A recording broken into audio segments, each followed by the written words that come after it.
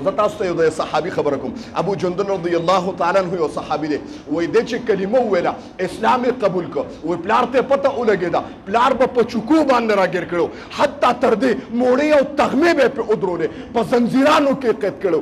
یو پرې صلح حدیبیه چې کله وشوه په هغې کې دا دغه وشوه، په صلح حدیبیه کې دا خبره وشوه چې زمونږ د طرفه کافرانو ووي که زمونږ د طرفه کسان درله مونږ له به یې راکوي، او که ستاسو د طرف نه قیدیان راله مونږ به یې نه درکوو. هغه دغه فیصله دغه وخت کې اهمه نه ښکارېده، لیکن د دغه فیصلې د وجې نه اسلام ته ډېر تقویت قوت میلاو شوی دی. په صلح حدیبیه باندې وایي کله چې ابو جندل رضی الله تعالی عنه پلار په زنځیرانو تړلو، د اسلام په خاطر د پلار د لاس نه وینې بهیږي، پلار راګیر کړی دی، په زنځیرانو یې تړلی دی، هتکړو کې بند کړی دی، په کوټه کې لکه د زناورو بند کړی دی. وایي کله پرې عشق زور وکړو، هتکړی ماتې کړې، دروازه یې کونو کړه، ځانې د محمد عربي د محمد رسول الله دربار ته ورسو. نبی علیه السلام مبارک چې ولیدل په وینو باندې مخ رنګ دی، دا ولې؟ نبی علیه السلام ته د الله رسوله زما لاسونه قیدي وو، زما لاسونه په هتکړو کې بند وو، ما په خپل سر باندې ستا په عشق کې دروازه کونو کړې ده. نبی علیه السلام مبارک ځان ته رانږدې کړه،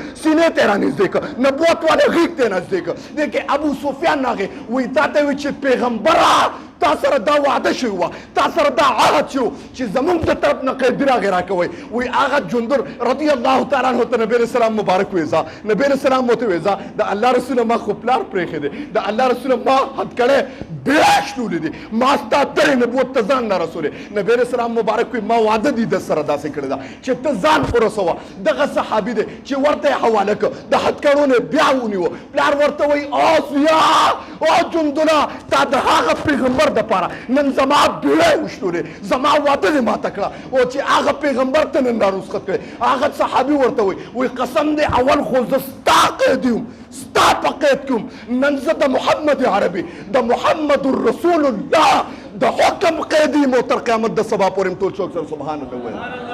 مونږ د پیغمبر قیدیان نه یو زما محترم، مونږ د خپل نفس او د خواهشاتو قیدیان یو، او بیا د الله نه ډېرې اوچتې اوچتې تمناګانې کوم.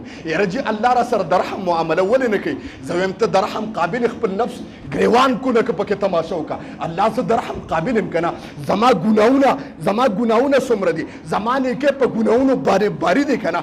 الله زما د پیغمبر په طریقو باندې الله روانګسته که نه؟ الله زما تا سره کنټیکټ برابر دی که نه؟ الله زما دا زندگی د پیغمبر د زندگی موافق تیریږي که نه؟ الله زما زندگی ستا د حکمونو مطاعت تیریږي که نه؟ الله زما زندگی د شیطان په فرمانبردارۍ کې او په خواهشاتو کې تېره شو. زما محترم ومونږ خبر نه یو د دې نه، او په دې غم کې پروت متمنا علی الله.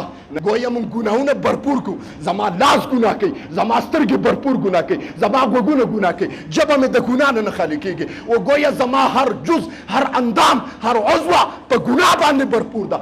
زما د لاسو اعضاو نه ګناهونه بهیږي، وتمنا علی الله، او په الله باندې د امید د ښه امید کوم چې الله به راسره ښه معامله کوي.